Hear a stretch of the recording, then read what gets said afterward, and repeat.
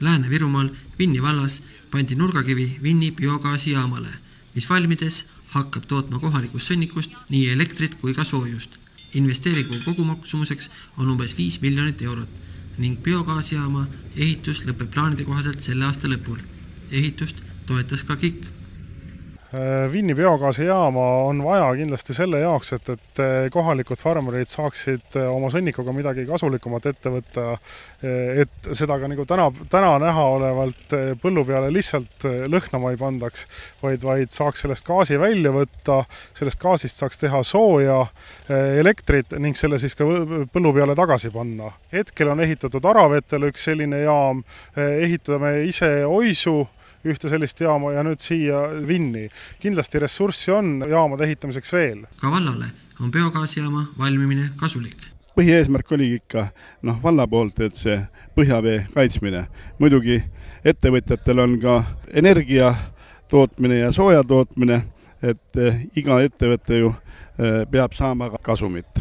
Esiteks ikkagi valla poolt põhjavesi, kui meil seda ei ole, me saame alles sellest siis aru, et nii kaua kui on, sellest aru ei saa, aga me peame natukene laiemalt mõtlema ja täna on üks asi, mis sai algatatud, on tõesti käima teinud. Saame teada, kui palju elektrit ja soojust hakatakse kohalikust sõnnikust tootma. Antud konteineri südameks on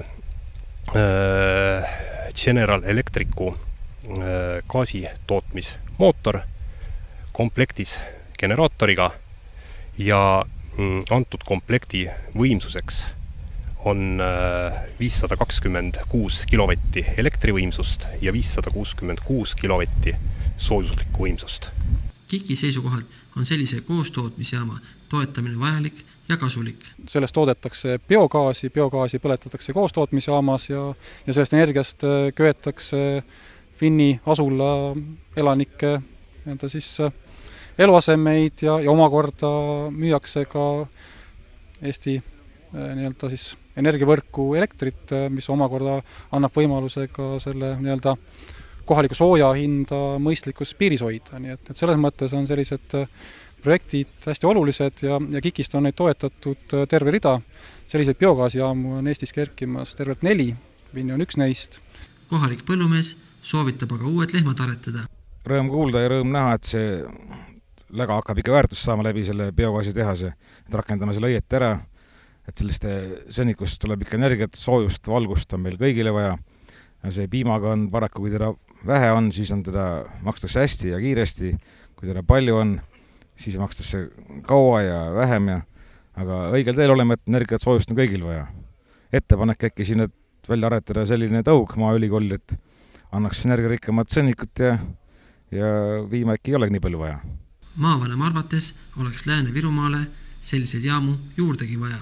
Meie maakonna jaoks on see väga tähtis objekt, sellepärast, et meil on alati probleemid olnud siin pinnase veega, kuna asume Pandivere veealal, mis on väga tundlik, eriti kõiksugu nitraatidele ja samuti on olemas põllumajandus, mis on linna kõrval. On alati öeldud, et vahest on Rakvere linnas tunda, nagu oleks keset maad, maaelu. Et see aitab kõik need igased lõhnad, kahtlased asjad ära hoida ja teine, et ikkagi hoida ka maal küttekulud kontrolli all, kuna gaas tõuseb pidevalt, aga sellega suudetakse hoida hinnad stabiilsed. Et jõudu jaksu nendele meestele, kes selle asja ette võtsid ja loodame, et maakonda tuleb veel üks selline ettevõtmine.